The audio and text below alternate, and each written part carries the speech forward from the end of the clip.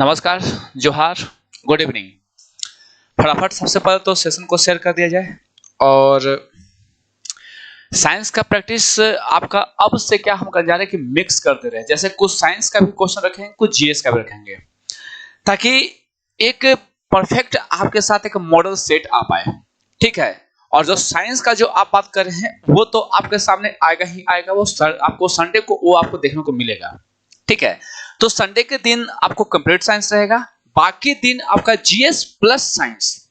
ठीक है, GS plus science जैसा एग्जाम में आपके सामने आता है हूबहू वैसा ही एग्जाम की तरह आपके सामने आएगा। और सबसे बड़ी बात यह है कि एग्जाम में आपके सामने आने के साथ साथ जो डिस्क्रिप्शन होगा वो भी आपके लिए बहुत बेहतरीन तरीके से आएगा।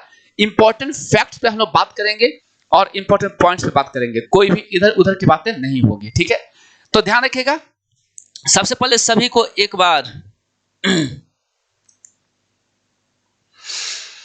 आज ठंड भी लग रही है और थोड़ा सा भीग गए हैं। कारण है कि रोड जो आने का वो काफी खराब है, जिसके कारण, और मौसम भी वैसा ही है, तो आज भीगे हुए हैं काफी। पूरा जींस नीचे का भीगा हुआ है, सिर्फ ऊपर का बचा के आए हैं।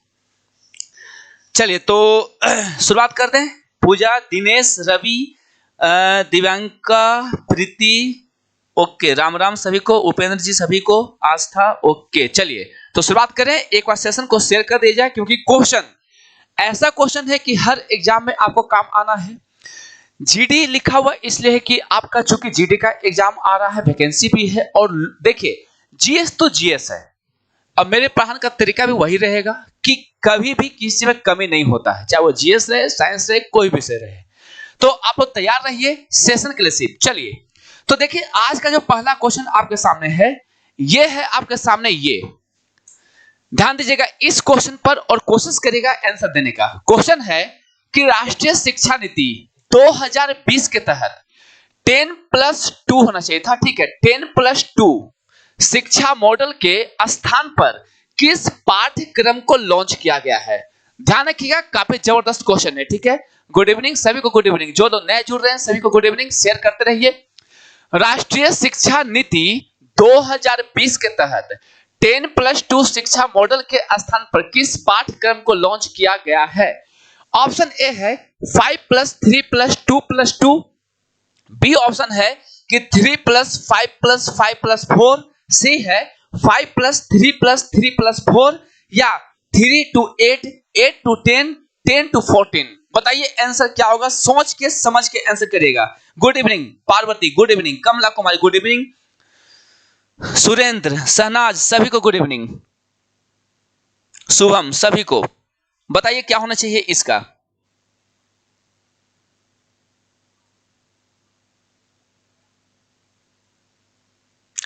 और ये लाया कब गया था, तो 29 जुलाई 2020 को। ये कब लाया गया था, तो डेट इंपॉर्टेंट है, आपसे डेट पूछ सकता है। तो 29 जुलाई 2020 को लाया गया था। कब, 2020 को लाया गया था। कॉपी निकाल के बैठिए, क्योंकि जितना भी फैक्ट यहां पे लिखाएगा वो कहीं ना कहीं सीधा आपके एग्जाम में छपेगा।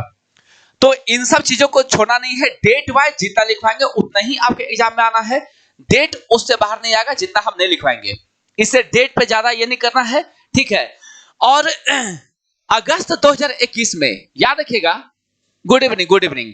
अगस्त 2021 में याद रखिएगा कि अगस्त 2021 में इसे लागू करने वाला या पारित करने वाला, इसे लागू या पारित करने वाला पहला राज्य वाला एग्जाम में आएगा। पहला राज्य कौन सा था, तो कहिएगा कि पहला राज्य आपका कौन सा था।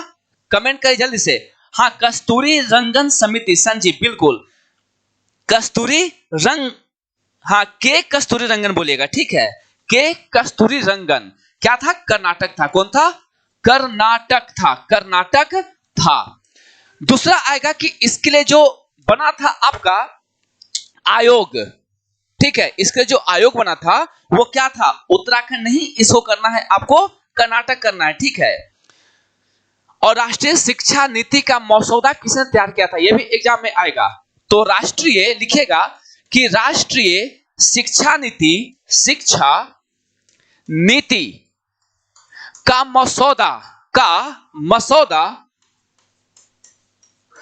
मसौदा के कस्तूरी रंगन की अध्यक्षता में तैयार किया गया था। बिल्कुल, राष्ट्रीय शिक्षा नीति का मसौदा के कस्तूरी रंगन समिति या फिर के कस्तूरी रंगन की अध्यक्षता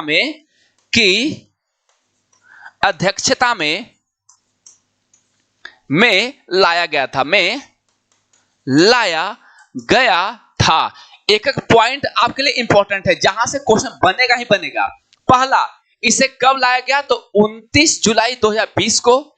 अगस्त 2021 में इसे लागू करने वाला या पारित करने वाला पहला राज्य कर्नाटक था। राष्ट्रीय शिक्षा नीति का मसौदा किसकी अध्यक्षता में लाया गया था? तो के कस्तूरी रंगन। क्या था? कस्तूरी रंगन, बिल्कुल, के कस्तूरी रंगन। अच्छा, सबसे पहला जो नई शिक्षा नीति आई थी वो कब आई थी? लिखेगा कि पहली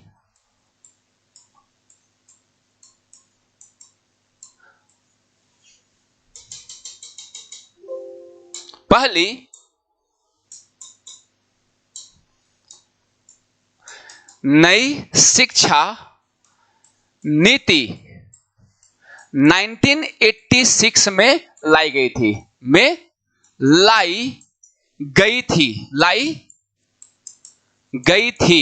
कब लाई गई थी? 1986 में लाई गई थी। कब? 1986 में लाई गई थी, जिसमें संशोधन पहली बार हुआ था 1992 में। सब आपके लिए पॉइंट इंपॉर्टेंट है। जिसमें संशोधन 1992 में किया गया था।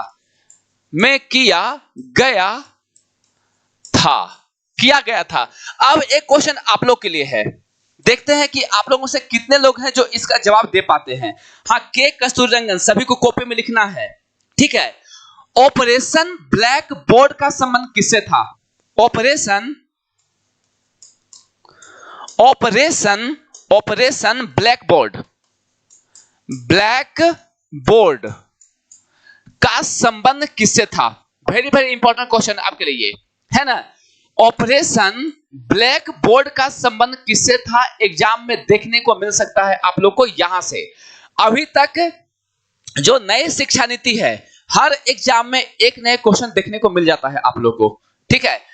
तो आप लोग को यहां से जितना भी लिखा हुआ है इससे बाहर नहीं जाएगा। सिर्फ और सिर्फ आप लोग को ध्यानपूर्वक सभी को कॉपी में लिखिएगा और याद करिए। पीडीएफ देंगे, हम डेली का देंगे। क्लास जैसी खत्म होगा पीडीएफ आप लोग को ग्रुप में मिल जाएगा, चिंता नहीं करिए पीडीएफ का, ठीक है। आप लोग को पीडीएफ हम देंगे। चलिए, ऑपरेशन ब्लैक बोर्ड, कमेंट करिए। ऑपरेशन ब्लैक बोर्ड का संबंध किससे है? जल्दी, ऑपरेशन ब्लैक बोर्ड का संबंध किससे है? और थोड़ा शेयर भी कर दिएगा, है ना। तो नई शिक्षा नीति से, किससे है? तो कहिएगा कि नई शिक्षा नीति से है। किससे है? नई शिक्षा नीति से है। कंप्लीट हो गया, लिखिएगा इसको, नई शिक्षा नीति से है, एजुकेशन से, बिल्कुल। चलिए आगे चलते हैं। क्वेश्चन नंबर, पहले इसका देखते हैं कि आंसर क्या होगा। काफी इंपॉर्टेंट क्वेश्चन है, काफी इंपॉर्टेंट पॉइंट था, ठीक है। राष्ट्रीय शिक्षा नीति से, शिक्षा से, बिल्कुल शिक्षा से है। गुड, तो क्या होगा? 5334। क्या हो जाएगा आंसर इसका? 5334। चलिए क्वेश्चन नंबर आते हैं 2 पर। चलिए नेक्स्ट क्वेश्चन है आपके लिए कि राष्ट्रीय जैव विविधता दिवस हर वर्ष मनाया जाता है कब? राष्ट्रीय जैव विविधता दिवस 22 मई को, 20 मई को, 14 मई को या 19 मई को, या 19 मई को। गुड इवनिंग विकास। चलिए देवराज, गुड इवनिंग। चलिए इसको बताइए क्या होगा कि अंतरराष्ट्रीय जैव विविधता दिवस कब मनाया जाता है? 22 मई को, 20 मई को, 14 मई को या 19 मई को। और जैव बताइए कि जैव विविधता के जनक किसे माना जाता है? जनक, जैव विविधता के जनक किसे माना जाता है? माना जाता है, माना जाता है, बताइएगा किसे माना जाता है? ठीक है, दूसरा आप लोग इसको देख लीजिए। दूसरा है आपके सामने 22 मार्च कौन सा दिवस होता है? 22 अप्रैल कौन सा दिवस होता है? ठीक है, 7 अप्रैल कौन सा दिवस होता है? 15 मार्च कौन सा दिवस होता है? ठीक है, साथ ही से बताइएगा 28 फरवरी कौन सा दिवस होता है? बताइएगा कि 2 फेब कौन सा दिवस होता है? यह सब आपके लिए इंपॉर्टेंट है। बताइए, नेट में भी पूछा जाता है, बिल्कुल पूछा जाता है। ठीक है, यह नेट में भी पूछा जाता है, जवाब दीजिए इसका। जैव विविधता दिवस, सिंपल सा क्वेश्चन है।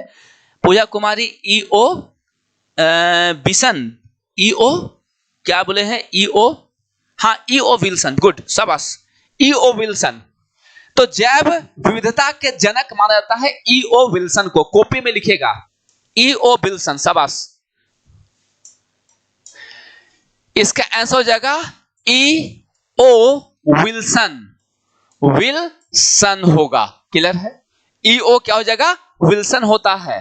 ठीक है, 22 मार्च को क्या होता है? जल दिवस, साथ बिहार दिवस भी होता है। 22 अप्रैल को पृथ्वी दिवस, 7 अप्रैल को बताइए, हाँ 7 अप्रैल हेल्थ, बिल्कुल 7 अप्रैल को होता है हेल्थ दिवस। चलिए 7 अप्रैल हेल्थ क्यों हुआ था? क्योंकि जानते हैं आपकी 7 अप्रैल क्यों होता है? 7 अप्रैल 1948 को किसका स्थापना? WHO, वर्ल्ड हेल्थ ऑर्गेनाइजेशन, जिसका हेडक्वार्टर कहां है? तो हेडक्वार्टर इसका जनेवा में है। कहां है? जनेवा। कहां है? जनेवा में है। क्लियर हो गया इसका? हाँ, 15 मार्च को होता है उपभोक्ता अधिकार दिवस, है ना? बिल्कुल, उपभोक्ता दिवस, शाबाश। 28 फरवरी विज्ञान दिवस होता है। क्या होता है? 28 फरवरी विज्ञान दिवस। 2 फरवरी क्या होता है? आर्द्र भूमि दिवस। कब होता है? आर्द्र भूमि दिवस होता है। क्लियर है? 22 मार्च को क्या होता है? पृथ्वी या जल? हाँ, विज्ञान दिवस होता है, बिल्कुल। 22 अप्रैल को जल दिवस। शांति, गुड इवनिंग। क्या होता है? जल्दी जल्दी बताते जाइए आप लोग। तो 22 मार्च को होता है जल दिवस, फटाफट लिखते जाइए आप लोग। अब होता है जल दिवस, जल के बाद आता है पृथ्वी। क्या आता है? पृथ्वी आएगा। फिर 7 अप्रैल को हेल्थ दिवस। 15 मार्च को उपभोक्ता लोग आएगा, उपभोक्ता, ठीक है, उपभोक्ता। फिर आएगा साइंस, साइंस। फिर आएगा क्या आपका? आर्द्र भूमि, आर्द्र भूमि, ठीक है, वेटलैंड, वेटलैंड डे। क्लियर यहां तक? हाँ, साइंस डे, गुड। तो यहां क्या हो जाएगा? 22 मई। 3 चीज याद रखेगा, 22 मार्च, 22 अप्रैल, 22 मई। 22 मार्च को जल दिवस, 22 अप्रैल को पृथ्वी दिवस, 22 मई को होता है जैव विविधता दिवस। ये 3 चीज ऐसा जो पूछा जाता है, ठीक है। 15 मार्च को होता है उपभोक्ता दिवस। साथ ही साथ एक 8 मार्च में लिख लीजिए। 8 मार्च क्या होता है? अंतरराष्ट्रीय महिला दिवस, यानी कि इंटरनेशनल, छोटा जगह था, महिला दिवस, महिला दिवस, महिला दिवस। दिवस आप लोग को याद हो जाएगा धीरे धीरे, जैसे जैसे सेट मेरा आपके सामने आएगा याद होता चला जाएगा। कंप्लीट हो गया। WHO का स्थापना 7 अप्रैल 1948 को हुआ था। उसी के उपलक्ष्य में हम 7 अप्रैल को मनाते हैं क्या? हम हेल्थ दिवस। क्लियर यहां तक? बिल्कुल, महिला दिवस, शाबाश। यहां तक क्लियर हो गया। और आगे जाएं तो आप लोग से और हम पूछ सकते हैं कि बताइए कि 15 जनवरी, एक ये इंपॉर्टेंट है आपके लिए। 9 जनवरी ये भी इंपॉर्टेंट है। तो 9 जनवरी को प्रवासी भारतीय दिवस क्यों मनाते हैं? क्योंकि क्योंकि 9 जनवरी 1915 को महात्मा गांधी साउथ अफ्रीका से वापस लौटे थे। क्लियर यहां तक? 9 जनवरी को प्रवासी दिवस, प्रवासी भारतीय दिवस या प्रवासी दिवस शॉर्ट में, ठीक है। 15 जनवरी को सेना दिवस, सेना दिवस, सेना दिवस शॉर्ट में याद रखिए, सब सही होगा बिल्कुल। चलिए क्वेश्चन नंबर 3 पे आते हैं। निम्नलिखित में से प्रत्येक प्रकार के रक्त की बूंद को 4 अलग अलग स्लाइडों पर रखा गया है। हम क्या कहें कि साइंस से मुंह नहीं मोड़ देंगे, आप लोग को साइंस आ चुका है और हम डेली का, आज थोड़ा कम क्वेश्चन है, आज आपके सामने 11 ही आएगा, लेकिन हम सोच रहे हैं 20 क्वेश्चन का, ठीक है। और ये 20 क्वेश्चन में आपका 8 क्वेश्चन कम से कम रहेगा साइंस, ठीक है, और बाकी जो रहेगा वो आपका जीएस रहेगा। कुछ करेंट भी आपको डाल देंगे जहां से आपको कुछ कुछ प्रैक्टिस होता रहेगा, ठीक है। तो चिंता ना करें, जो भी प्रैक्टिस चल रहा है और कुछ बेहतर करने का कोशिश है, ठीक है। आप ही लोगों के लिए कुछ बेहतर करने का कोशिश है, जिससे कि आप आराम से एग्जाम में सब चीज को कवर कर पाइएगा आप, ठीक है। तो चिंता एकदम देखिए, क्योंकि हमको भी पता है कि एग्जाम में किस तरह से क्वेश्चन आता है, क्या आता है, ठीक है। क्योंकि कहते ना कि क्योंकि सास भी कभी बहू थी, सुने हैं ना, तो टीचर भी कभी स्टूडेंट हुआ करता था, ठीक है। चलिए चलिए गुड। तो इसका आंसर दीजिए। ऑप्शन है रक्त सीरम, पल्मोनरी धमनी से लिया गया रक्त, पल्मोनरी सीरा का, या रक्त प्लाज्मा का। क्या होगा आंसर इसका?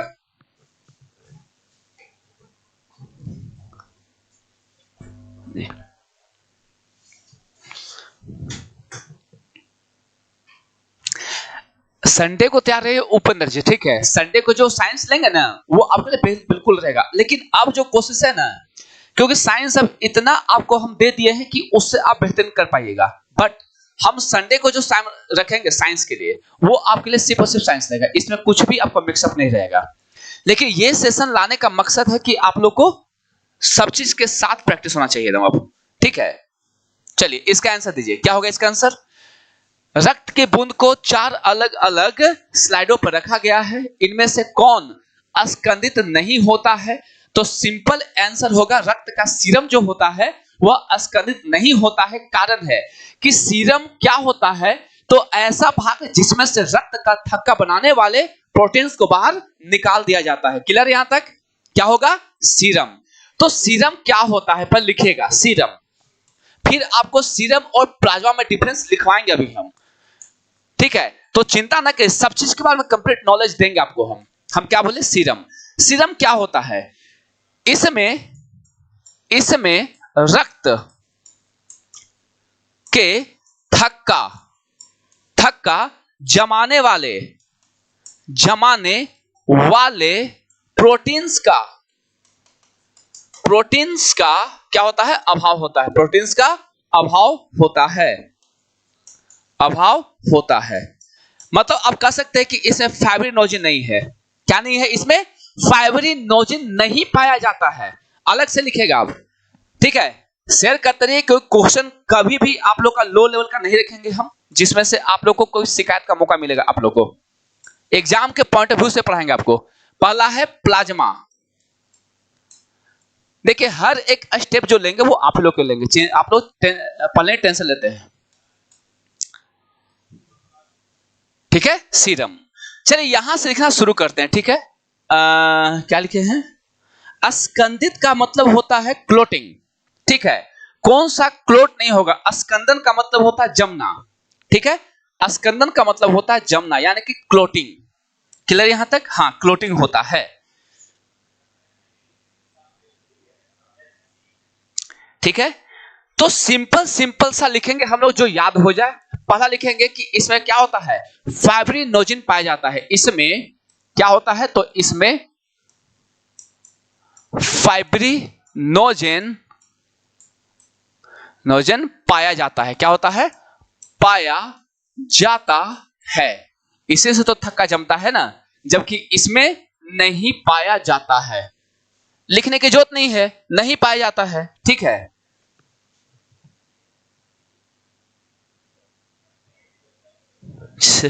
चलिए ठीक है, इसको करिएगा आप, ठीक है। क्या है इसमें नहीं पाया जाता है। दूसरा चीज क्या जानते हैं आप इसके बारे में और क्या बता सकते हैं आप? क्या बता सकते? ब्लड में 55 प्लस प्लाज्मा होता है, बिल्कुल होता है, जबकि प्लाज्मा का जीवन काल अधिक होता है। लिखेगा इसका जीवन काल अधिक होता है, अधिक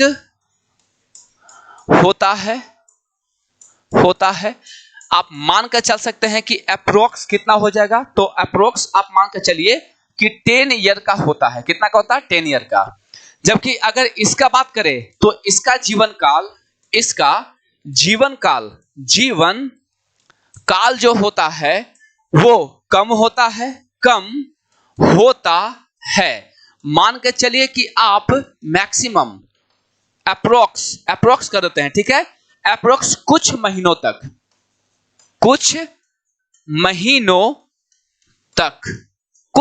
तक हम क्या बोले कि कुछ भी आपको टेंशन नहीं लेना है, ठीक है। सभी का, चूंकि अभी हम लोग प्लाज्मा और सीरम में क्या डिफरेंस होता है उसको हम जानने की कोशिश कर रहे हैं, क्योंकि कभी एग्जाम में सीरम वर्ड जब आता है ना तो लोग को इसमें दिक्कत होने लगता है कि आखिर ये है क्या भूचाल आ गया ये, है ना। जबकि ये कुछ भूचाल है नहीं, ठीक है।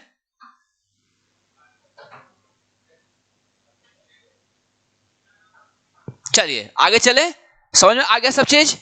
चलिए गुड इवनिंग सभी को। चलिए लिख लिया आप लोग। नेक्स्ट ये क्वेश्चन भी आप लोग को काफी इंपॉर्टेंट होने वाला है।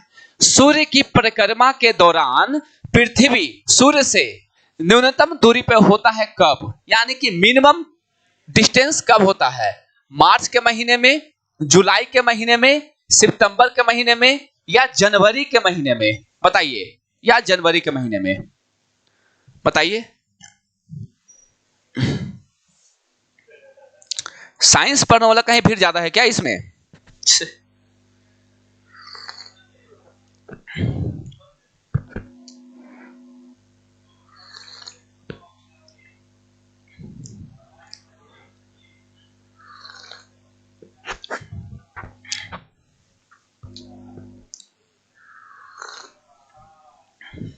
चलिए देखते हैं क्या आंसर आप लोग का आ रहा है। मैक्सिमम लोग का बी और डी आ रहा है ना, बी और डी आ रहा है।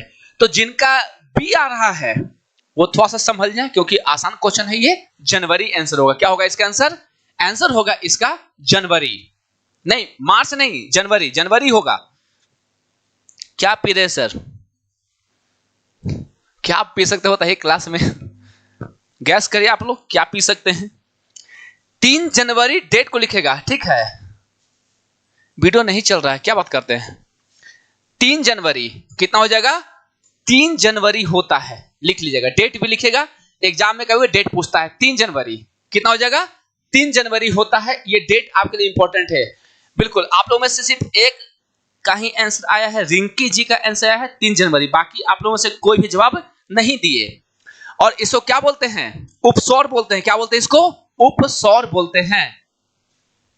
क्या बोलते हैं इसको? उपसौर। क्या बोलते हैं इसको? इसको बोलते हैं उपसौर। और इस टाइम पर पृथ्वी को 7% अधिक क्या मिलता है? 7% अधिक यूवी रेज मिलता है। यानी कि आप कह सकते हैं कि एनर्जी मिलता है। क्या मिलता है? एनर्जी मिलता है।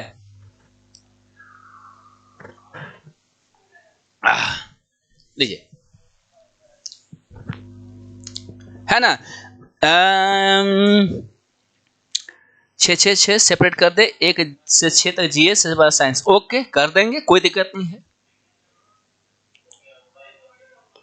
इसको बोलते हैं उपसौरिक न्यूनतम दूरी को। उल्टा बोल दिए क्या हम? कुछ उल्टा बता दिए हैं सर। अच्छा उल्टा बता दिए हम सर। अच्छा कोई बात नहीं, उल्टा बता दिए तो कोई दिक्कत नहीं है। इस समय दूरी कितना होगा? तो 9.14 मिलियन। इतना जरूरी नहीं है, ये इंपॉर्टेंट था। आजकल एग्जाम में डाटा का खेल खूब खेल रहा है, क्योंकि एग्जामिनर भी समझ गया है कि आप लोग किस तरह से करिएगा। आप बताइए कि अधिकतम कब होगा, मैक्सिमम कब होगा, ये बताइए हमको, ठीक है। साक्षी गुड इवनिंग। मैक्सिमम कब होता है? तो 4 जुलाई को कब होता है? 4 जुलाई को क्या होता है, मैक्सिमम दूरी, इसको बोलते हैं अपसौर, या अपसौरिक भी कभी बोलते हैं, उपसौरिक भी कभी बोलते हैं, अपसौर, अपसौर। अब ये बताइए कि डिस्टेंस जब ज्यादा है तो क्या एनर्जी अधिक मिलेगा, तो नहीं मिलेगा। इसमें क्या होता है, पृथ्वी को एनर्जी क्या होता है, कम मिलता है, एनर्जी क्या होता है, कम मिलता है। क्या मिलेगा, कम मिलेगा। ये आप लोग के लिए काफी इंपॉर्टेंट है, छोटा छोटा एग्जाम में ये सब डेट पूछ के कंफ्यूज करता है, और आप लोग भी कंफ्यूज हुए, झूठ नहीं कहिएगा, मैक्सिमम लोग कंफ्यूज इसमें हो गए थे आप लोग, है ना। हाँ ठीक है, चलिए आगे बढ़े हम लोग। अगला जो क्वेश्चन है आपके लिए, गुड इवनिंग संजय। चलिए आगे चलते हैं, क्वेश्चन नंबर 5। बताइए किस प्रकार की मिट्टी अधिकतम पानी संजोए रखती है। बताइए किस प्रकार की मिट्टी अधिकतम पानी को संजोए रखती है, दोमट मिट्टी, बलुई मिट्टी, चिकनी मिट्टी या लाल मिट्टी। जवाब दीजिए, आराम से क्वेश्चन को पढ़िएगा, जवाब दीजिए, हड़बड़ी में रॉन्ग नहीं देना है आपको, ठीक है। कंफ्यूजन तो होता है इसमें, ठीक है, स्टूडेंट लाइफ में हम लोग भी कई बार इसमें कंफ्यूज हो जाते थे, अपसौर और उपसौर में, खास पर डेट पर। बताइए इसका, बताइए कि किस प्रकार की मिट्टी अधिकतम पानी को संजो रखती है, दोमट मिट्टी, बलुई मिट्टी, चिकनी मिट्टी या लाल मिट्टी। और साथ ही साथ आप लोग में से बता देना चाहते हैं कि जो भी जीएस का लेना चाहते हैं वो बैचेस को परचेस कर सकते हैं, एसएससी जीडी का। जिन लोग को अभी एज है, जिनका अभी एज बचा हुआ है, वो लोग बैचेस को परचेस कर सकते हैं, क्योंकि बहुत ही जल्द नोट्स बन करके मैं तैयार है, और अब इसमें क्लासेस लेने को हम भी रेडी हैं अब जीएस का, ठीक है। लगभग 5 से 6 दिन में आपका हम शुरुआत कर देंगे, बाकी सब शुरू हो गया होगा, मैथ, रीजनिंग और आपका इंग्लिश और हिंदी। बट ये आप लोग को मिलना शुरू हो जाएगा जल्द ही, जीएस का क्लास, होल जीएस, सिर्फ साइंस से नहीं, पूरा का पूरा जीएस, और ट्रिक्स आपको पढ़ना, टोटल चीज। तो ये रहा आपका आंसर। तो आंसर होगा, आप लोगों से फिर देखते हैं कि कितने लोग कंफ्यूज हुए हैं। तो चिकनी मिट्टी, सी क्ले, बिल्कुल सभी का आंसर आ रहा है क्ले, चिकनी मिट्टी, चिकनी मिट्टी। अब यहां से 2-3 क्वेश्चन को निकालते हैं, ठीक है। हाँ, यहां से 2-3 क्वेश्चन को निकालते हैं। कैसे परचेज करें, तो कैरियर फाउंडेशन का एप्लीकेशन को डाउनलोड कर सकते हैं आप, या फिर जो इसका ऑफिशियल नंबर है उस पर आप कॉल कर सकते हैं, ठीक है। यहां से अगर आप डाउनलोड करके, आपको एसएससी जीडी का बैच आपको दिख जाएगा, ठीक है, ये आपको दिख जाएगा, आप लोग उसको परचेस कर सकते हैं।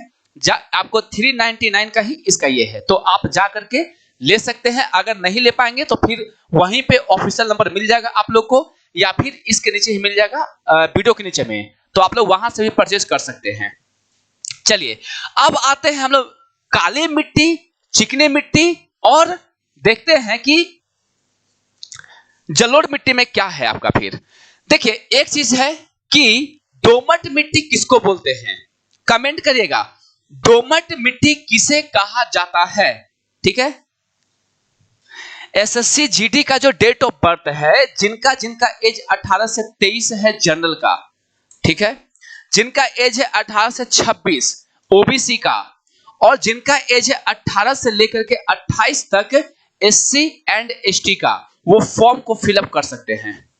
ये रहा पूरा का पूरा एज का क्राइटेरिया आप लोग का, और जो मैट्रिक पास है, ठीक है। चलिए सर वीडियो रुक क्यों जा रहा है, बफरिंग होना, क्या बफरिंग हो रहा है?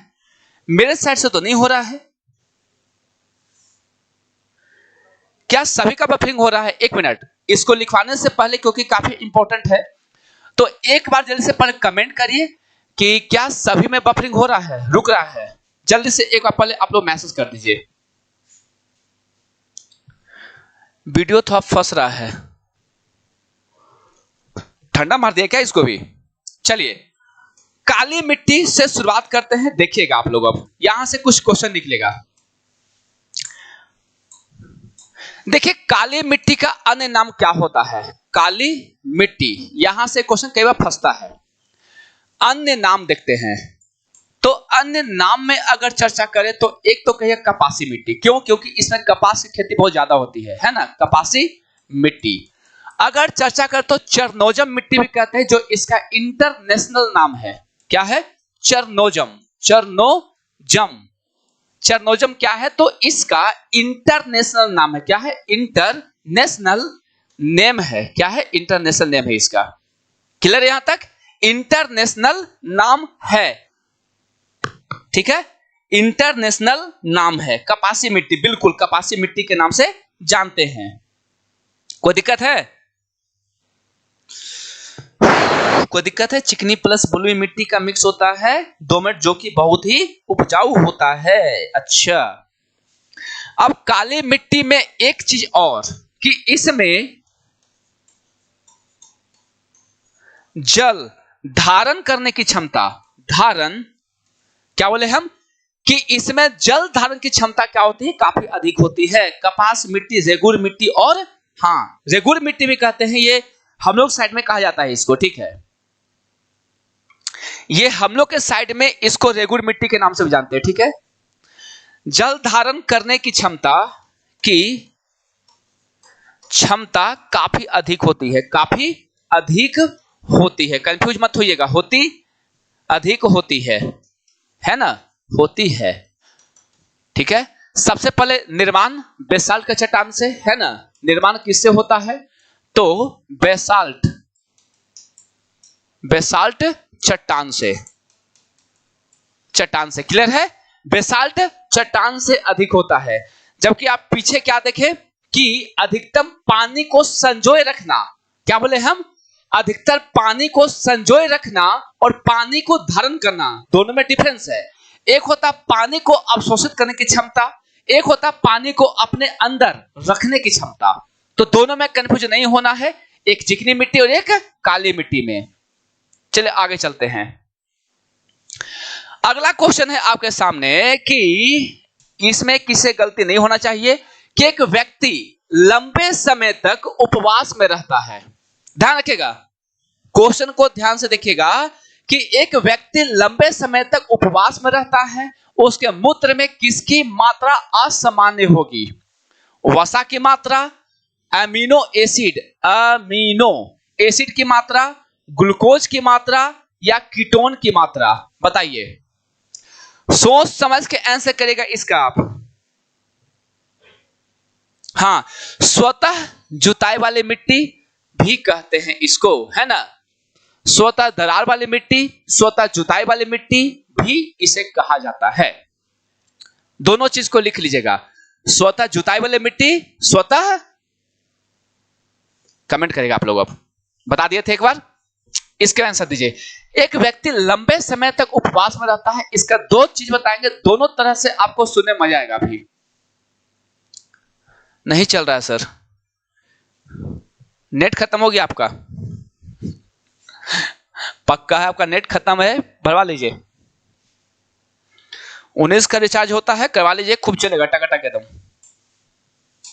देखिए, एक चीज आपको समझा चुके हैं पहले हम कि उपवास का कंडीशन आप लोगों को समझाए थे, याद आ रहा है ना?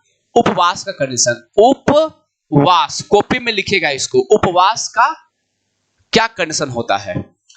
जब हम उपवास में रहते हैं, जब हम फूड ग्रहण नहीं कर रहे होते हैं, तो क्या होता है?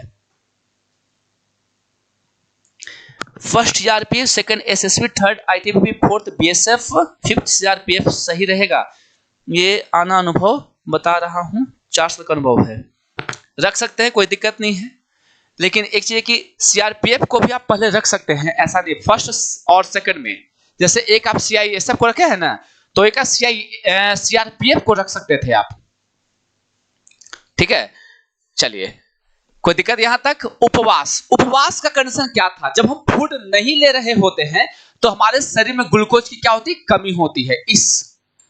इसमें क्या होता है? शरीर में क्या होता है? ग्लूकोज की कमी। क्या होती है? ग्लूकोज की कमी, ग्लूकोज की क्या होती है? कमी होती है। क्लियर यहां तक? तो इसमें आखिर हमारा शरीर कैसे वर्क करता रहता है? तो आप जानते हैं कि अग्नाशय की अल्फा सेल से, अग्नाशय की अल्फा सेल से क्या निकलता है? ग्लूकागोन। क्या निकलता है? ग्लूकागोन निकलता है। ठीक है, वाईफाई, अच्छा वाईफाई वाइफ बन गया है तभी तो दिक्कत कर रहा है ना। अग्नाशय की अल्फा सेल से क्या निकलता है? ग्लूकागोन। याद रखिएगा, ये काफी इंपॉर्टेंट है। ग्लूकागोन निकलता है। और एक चीज और समझा दे आपको कि आप जानते हैं कि हमारे शरीर में क्या होता है कि ग्लाइकोजन जो होता है, कई बार समझाएं आपको कि ग्लाइकोजन हमारे लीवर में स्टोर रहता है। हमारे लीवर में क्या होता है? स्टोर रहता है, लीवर में जमा रहता है या संचित रहता है। सब पॉइंट अपने आप में इंपॉर्टेंट है। संचित रहता है। और कई एग्जाम में ये 3 पॉइंट आपसे कई बार पूछ दिया गया है, इसको याद रखिएगा। अब देखिए, अग्नाशय की अल्फा सेल से क्या निकला? ग्लूकागोन। हमारे लीवर में क्या जमा है? ग्लाइकोजन। अब ध्यान दीजिएगा कि ये जो ग्लाइकोजन और ये जो आपका ग्लूकागोन है, जब इन दोनों का रिएक्शन होगा तो इन दोनों के रिएक्शन से ही ग्लूकोज का निर्माण हो जाता है। ध्यान दीजिएगा, हम क्या बोले कि एक जो अग्नाशय की अल्फा सेल से ग्लूकागोन निकल रहा है और जो आपके लीवर में जो ग्लाइकोजन जमा है, जब इन दोनों का रिएक्शन हमारे बॉडी में होता है तो इससे क्या होता है कि ग्लूकोज का निर्माण होता है, जिससे कि आप लगातार वर्क कर पाते हैं। तो क्या लिखेंगे हम? ग्लाइकोजन प्लस ग्लूकागोन रिएक्शन से क्या बनता है? ग्लूकोज का निर्माण हो जाता है। किसका? ग्लूकोज का निर्माण होता है। यहां तक क्लियर है? यहां तक? हाँ, ये कई एग्जाम में पूछा जाएगा, आपसे कई बार पूछा जाएगा। जिनको दिक्कत है वो फिर दिक्कत करेंगे। लेकिन अब पूछा है मूत्र वाला बात कि मूत्र में किसकी अधिकता होगी। देखिए, आपको नीचे में एक आपको दिख रहा होगा कि एसएससी जीडी का जिनको बैच ज्वाइन करना है वो इस लिंक पे जाकर के बैचेस को ज्वाइन कर सकते हैं। ठीक है, क्लासेस आपका लगातार शुरू अब होने जा रहा है। आपका मैथ का, रीजनिंग का और इंग्लिश और हिंदी का शुरुआत हो चुका है। जीएस का बहुत जल्दी शुरुआत करेंगे हम। ठीक है, जो भी लाएंगे वो काफी जबरदस्त आपके लिए लाएंगे, चिंता ना करें। और भी जो नए तरीके से जीएस को पढ़ना चाहते हैं वो आ सकते हैं, कोई दिक्कत नहीं है।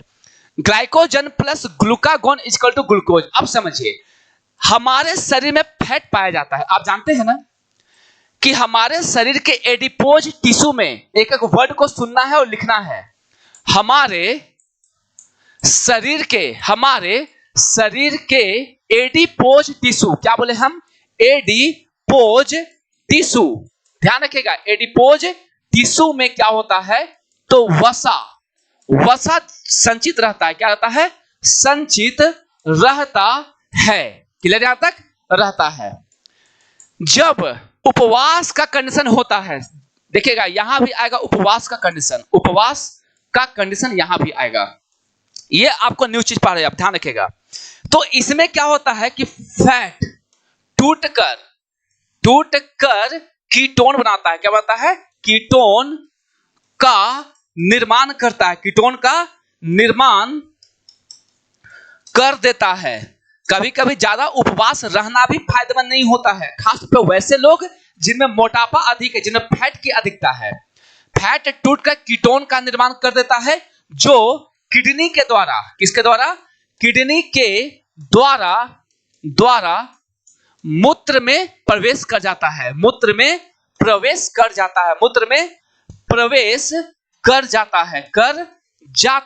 है।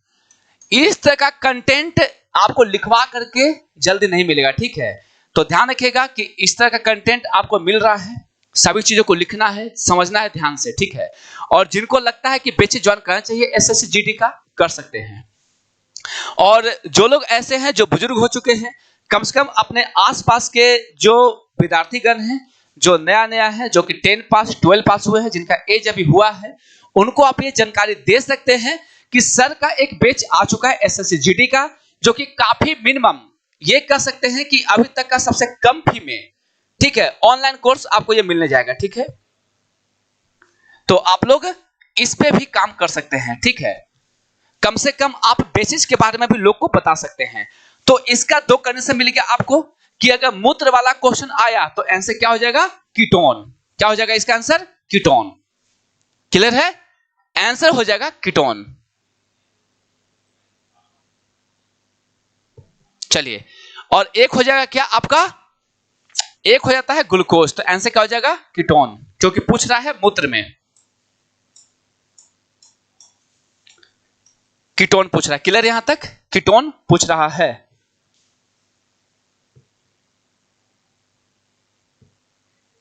अच्छा, कभी कभी रुक रहा है। कौन कौन बुजुर्ग हो चुका है? क्यों सबके जले पे नमक छिड़क रहे हैं आप? बताइए तो। चलिए, निम्नलिखित में से कौन शीतोष्ण कटिबंधीय घास का मैदान नहीं है? क्या कहें हम कि क्वेश्चन ऐसा ऐसा है ना कि आप लोगों का दिल खुश हो जाएगा।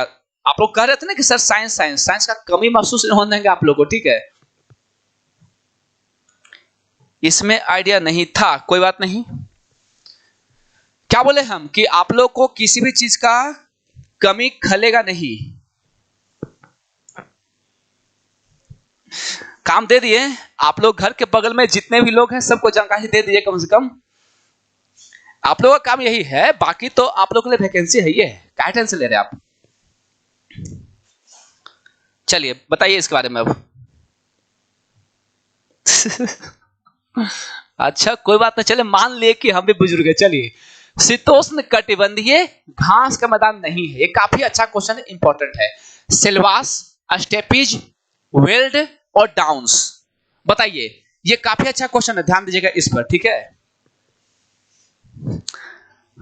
चलिए, हम भी बुजुर्ग हैं, कोई दिक्कत?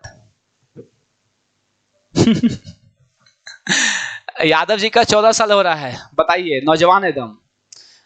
तो यादव जी तो भर ही रहे हैं SSGD, भरना भी है। अरे मेरा भी एज ही क्या हो रहा है, मैं तो 18 साल का ही हो रहे ना हम।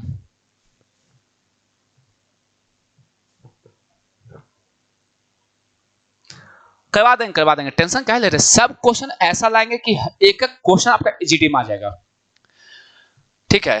देखिए, जो लोग ऐसे हैं जो पढ़ना चाहते हैं रियलिटी में, ठीक है, सीरियस होकर के, उनके लिए बेहतरीन मौका है। बहुत ही, देखिए आप लोग महीना में अगर देखें ना तो महीना में लोग चाय पानी में उड़ा देते होंगे इतना, गर्लफ्रेंड के पीछे इतना उड़ा देते होंगे। 399 रुपए क्या है? एक बार जाते होंगे, खाना पीना खा के उड़ जाता होगा। तो एक बार बेच के नाम भी किया जाए जहां से आप तैयारी कर पाएंगे, ठीक है। तो आइए शुरुआत करते हैं। आंसर क्या होगा? क्या होगा आंसर? आंसर हो जाएगा ए, सिल्वास। अब अगर बात किया जाए आगे का, तो जल्दी जल्दी आप लोग कमेंट करते चलिए कि सिल्वास कहां पाया जाता है, स्टेपिच कहां पर है, वेल्ड कहां पर है और डाउन्स कहां पाया जाता है। क्योंकि सिर्फ और सिर्फ ये नहीं जानना कि शीतोष्ण और आपका ये, ठीक है।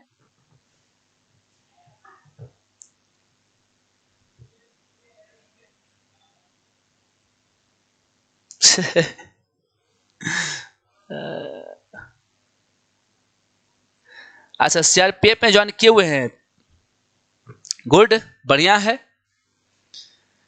बताइए कहां होगा? डाउन्स कहां होता है? ऑस्ट्रेलिया। कहां है? ऑस्ट्रेलिया, जल्दी लिखेगा, डाउन्स ऑस्ट्रेलिया, ठीक है। वेल्ड कहां है? तो दक्षिण अफ्रीका। कहां होता है? दक्षिण अफ्रीका होता है, ठीक है, दक्षिण अफ्रीका होता है। स्टेपिच कहां का है? स्टेपिच कहां का है बताइए। हाँ, डाउन्स, गलती करते रहे जी आप लोग, बताइए तो स्टेपिच कहां का है ये बताइए ना।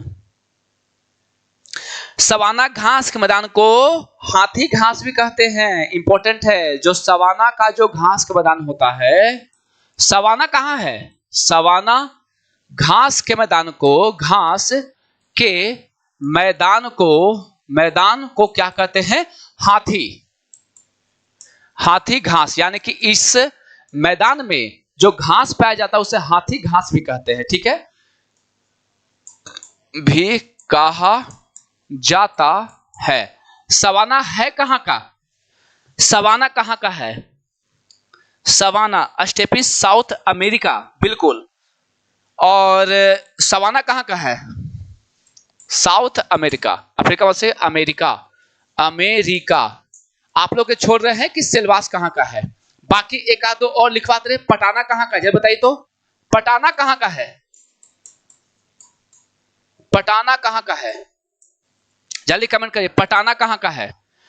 पटाना कहाँ का है? जल्दी डाउन स्टॉप कर लिए है ना। कंपोज कहाँ का है? जल्दी, कंपोज कहाँ का है? कंपोज कहाँ का है? ये दो चीज बता दीजिए, तीन चीज, सेल्वास, पटाना और कंपोज।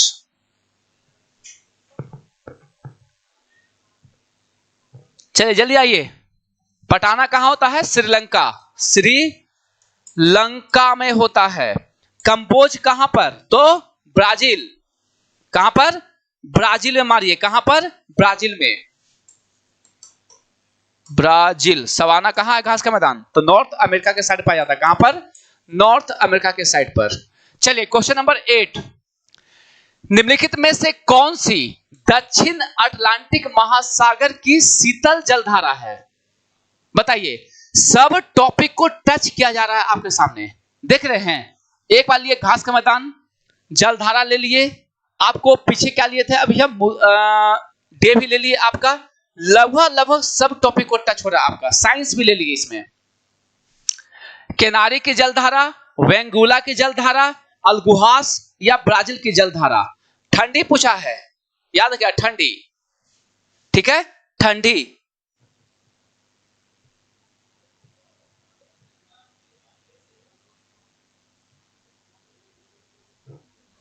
आप लोग सबका पूछ लीजिए, ठीक है ना। सवाना केनिया और तंजानिया पूरा लिख लीजिए, हटाइए। दक्षिण अफ्रीका का है, ठीक है। यहां पे केनिया और तंजानिया लिख लीजिए, ज्यादा बेस्ट होगा। लिखिए केनिया एवं तंजानिया, केनिया एवं तंजानिया, ये लिख लीजिए, ज्यादा बेहतर है। और ये किस में आता है? तो साउथ अफ्रीका में, साउथ अफ्रीका में आता है। चलिए नेक्स्ट, यहां बताइए कि दक्षिण अटलांटिक महासागर की कौन सी जलधारा ठंडी है? बताइए। अल्गुहास, बी। क्या हो जाएगा? बेंगुएला। क्या हो जाएगा? बेंगुएला। क्यों? इसका एक ट्रिक भी लिखा तो लिख सकते हैं, ठीक है। क्या होता है? फाकलेबे,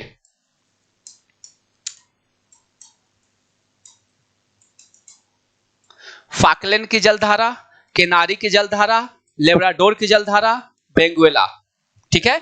तो फाक लेबे, तो लेबे से क्या आ जाएगा? वेंगुएला। क्या आ जाएगा? वेंगुएला।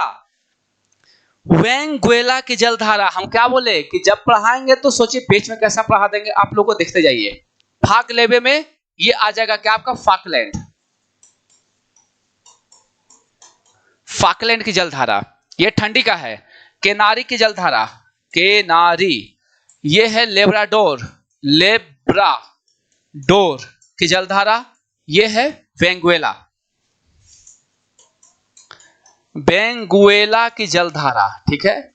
यह है क्या चीज? ठंडी, यानी कि आप बोलते हैं साउथ,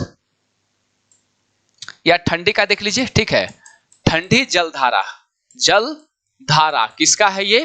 तो अटलांटिक महासागर का, अटलांटिक महासागर का ये आपको दिया हुआ है। क्लियर यहां तक? चलिए आगे चलते हैं। क्वेश्चन नंबर 9, निम्नलिखित में से कौन संसार की सबसे बड़ी पोतवाहक नहर है? बताइए। कील नहर, पनामा नहर, सू नहर, स्वेज नहर। यहां से इतना क्वेश्चन निकाल देंगे ना आपका कि हिल जाएगा तुम। महिला सुपरवाइजर का जो आपका जीएस का पोर्शन होगा वो सबके लिए है, ठीक है। देखिए जितना भी साइंस पढ़ाए हम, जितना भी जीएस पढ़ा रहे हम, उन सभी एग्जाम में ये हेल्प करेगा जिसमें जीएस आता है। चाहे वो आप एसएससी का कोई एग्जाम दे लीजिए, चाहे आप रेलवे का एग्जाम दे लीजिए, चाहे आप कोई भी स्टेट एग्जाम दे लीजिए, ये मेरा दावा है कि इससे बाहर नहीं जाएगा। ये इसका भी प्रोग्रांटेड है, आपको स्टेट वाइज एग्जाम दे लीजिए, ठीक है। चलिए बताइए इसके बारे में, ठीक है, बताइए क्या होगा इसके बारे में। अब क्लियर क्लियर जल्दी बताइए, आंसर क्या हो जाएगा इसका। तो स्वेज नहर, सब संसार की सबसे बड़ी पोतवाहक नहर क्या है? स्वेज नहर है। क्या है? स्वेज नहर है। साथ ही साथ यह क्या है? तो मानव निर्मित, मानव निर्मित निर्मित सबसे व्यस्त, सबसे व्यस्त व्यस्त नहर है। अब बताइए, नहर है, सबसे व्यस्त नहर, जल्दी बताइए, सबसे व्यस्त नहर कौन सी है? सबसे व्यस्त नहर कौन सी है? जल्दी कमेंट करें आप लोग, सबसे व्यस्त नहर कौन सी है? सबसे व्यस्त नहर, क्वेश्चन नंबर 11 आप लोग के लिए होमवर्क भी लाए हैं हम। सबसे व्यस्त नहर कौन सी है? जल्दी आंसर करें।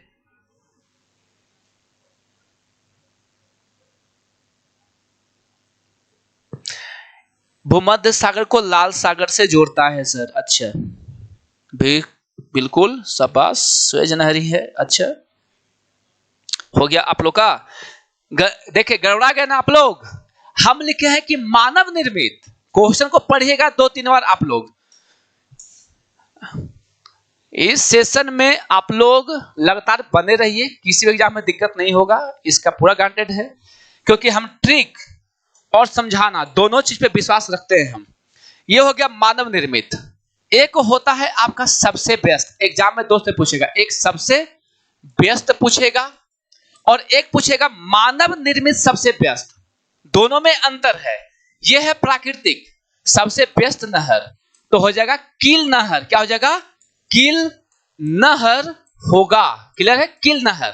अगर आपसे पूछता है सबसे व्यस्त मानव निर्मित, तो स्वेज नहर। स्वेज नहर ये बनना शुरुआत कब हुआ था? 1869 में। खुला था कब? 1872 में। राष्ट्रीयकरण कब हुआ था? राष्ट्रीयकरण कब हुआ है? हाँ, कील नहर। कील नहर, कील नहर, जल्दी करिए, कील नहर 1956 में इसका राष्ट्रीयकरण, 1956 में, सुन करके लिख लीजिए, मेरे पास जगह नहीं है। बनना शुरुआत हो गया था, है ना, बना, खुला, हमसे शॉर्ट में लिख रहे हैं खुला, और राष्ट्रीयकरण, राष्ट्रीयकरण, राष्ट्रीयकरण। 3 डेट आपके लिए इंपॉर्टेंट है, ठीक है, 3 डेट आपके लिए इंपॉर्टेंट है। बना कब? 1869 में। खुला कब? खुला कब? 1872 में। राष्ट्रीयकरण कब हुआ? 1956 में। यह है स्वेज नहर के बारे में, ठीक है। अगर पनामा का अगर बात करते हैं, ठीक है, किसका? अगर हम पनामा का बात करते हैं, तो पनामा बनाया गया था 1914 में। कब बनाया गया था? पनामा नहर 1914 में इसको बनाया गया है। कब? 1914 में। आप जानते हैं कि यह जो पनामा है, यह प्रशांत महासागर को किससे जोड़ता है? तो आप अटलांटिक महासागर, नॉर्थ अटलांटिक महासागर को कर सकते हैं, ठीक है, नॉर्थ अटलांटिक महासागर को कर सकते हैं आप, ठीक है। चलिए क्वेश्चन नंबर 10, संपूर्ण विश्व के क्षेत्रफल में भारत की भागीदारी लगभग कितनी है? 1.50, 2.40, 3.50 या 16%? कितना है? कितना है? पनामा 1914 में, बिल्कुल पनामा 1914 में होता है। और जो कील नहर होता है, यह उत्तरी सागर को बाल्टिक सागर से जोड़ता है। लिख लीजिएगा, कील नहर, क्या बोले हम? कील नहर उत्तरी सागर को, उत्तरी सागर को बाल्टिक सागर से, बाल्टिक सागर से जोड़ता है, सागर से जोड़ता है, जोड़ता है। क्लियर यहां तक? बाल्टिक सागर से जोड़ता है, ये काफी इंपॉर्टेंट है। 10 का आंसर बताइए, 10 का क्या होगा? 10 का बी। सही मार रहे हैं आप लोग? बिल्कुल सही मार रहे हैं आप लोग। कितना हो जाएगा? 2.40, 2.40 होता है। और जमीन में कितना है? जमीन में कितना है? एरिया, एरिया बताइए, एरिया कितना हो जाएगा? एरिया कितना हो जाएगा? एरिया ही है। अच्छा चलिए बताइए कि आबादी, हाँ आबादी पॉपुलेशन 17 सिर्फ होगा कि 17.5 होगा? आबादी, आबादी 17.5, 17 सिर्फ मत लिखिए, एग्जाम में ऑप्शन में दोनों देगा, कंफ्यूज हो जाइएगा। अब एक लास्ट क्वेश्चन जो आपके लिए होमवर्क का काम करेगा आप, ठीक है? जैसा ट्रेंड हम लोग का चलते आ रहा है कि लास्ट क्वेश्चन हमेशा से रहा है होमवर्क, या टफ हुआ तो हम बता भी देंगे आपको। क्वेश्चन है कि निम्नलिखित में से कौन सी नदी 3 बार, ध्यान रखिएगा क्वेश्चन काफी जबरदस्त है, सुनिएगा ध्यान से। निम्नलिखित में से कौन सा नदी 3 बार 2 धाराओं में विभक्त हो जाती है और कुछ मील आगे जाकर पुनः मिल जाती है, और इस प्रकार श्रीरंगपट्टनम, शिव समुद्रम और श्रीरंगम के द्वीपों का निर्माण कर देती है? बताइए, ध्यान से पढ़िएगा। ये बताइए कि निम्नलिखित में से कौन सा नदी 3 बार 2 धाराओं में विभक्त होता है, कुछ मील आगे जाकर पुनः मिल जाती है, और इस प्रकार श्रीरंगपट्टनम, शिव समुद्रम और श्रीरंगम के द्वीपों का निर्माण करती है? कावेरी नदी, कृष्णा, तुंगभद्रा, गोदावरी? चलिए इसका आंसर हम दे भी देंगे। हम क्या हो जाएगा? कावेरी होगा ना, कावेरी, कावेरी, कावेरी क्या हो जाएगा? कावेरी, क्योंकि कावेरी से आप पकड़िए ना, शिव समुद्रम किस पे है? कावेरी पे है। श्रीरंगम का निर्माण कावेरी करती है, श्रीरंगपट्टनम का निर्माण भी कावेरी करती है। यानी कि कावेरी नदी जो है यह श्रीरंगपट्टनम, शिव समुद्रम और श्रीरंगम द्वीपों का निर्माण करती है। ये काफी इंपॉर्टेंट क्वेश्चन था आप लोग के लिए। क्या है? ये काफी इंपॉर्टेंट है। तो ये रहा आज का क्वेश्चन, आंसर भी आपको बताएं हम। ये रहा आपके लिए कोर्सेस।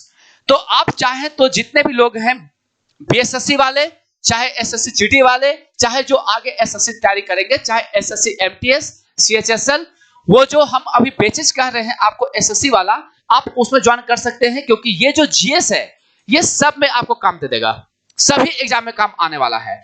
तो आप लोग में से जो लोग एसएससी में इच्छुक है, जिनको जल्दी नौकरी चाहिए, वो एसएससी बैच को ज्वाइन कर सकते हैं, ठीक है? और ये काफी फायदेमंद है। फायदेमंद इसलिए भी है कि आप क्वेश्चन को देख रहे हैं कि समझाना किस तरह से हो रहा है। जहां जो पड़ा है ट्रिक का, वहां ट्रिक है, जहां पे जो पड़ा है समझाने का, वहां पे समझाया भी जा रहा है आपको। तो जो लोग ऐसे हैं, जो अपने आसपास में जो लोग आपसे पूछते हैं, या आपके आसपास जो जूनियर भी अगर हैं, चाहे वो खुद भी आप हो, तो आप ज्वाइन करके देख सकते हैं। और इतना साल से तो आप देख ही रहे हैं, है ना? तो चलिए मिलते हैं कल 4 बजे। तैयार रहिए इसी तरह के क्वेश्चन के साथ, जो एकदम जबरदस्त तरीके से बिल्कुल काम करेगा। उस देखिए जीएस जो हम पढ़ाएंगे वो सब एग्जाम में काम देगा आपको। तो एक बार जिनको याद नहीं होता जीएस, वो उसमें ले सकते हैं। चलिए मिलते हैं अगले सेशन में कल 4 बजे।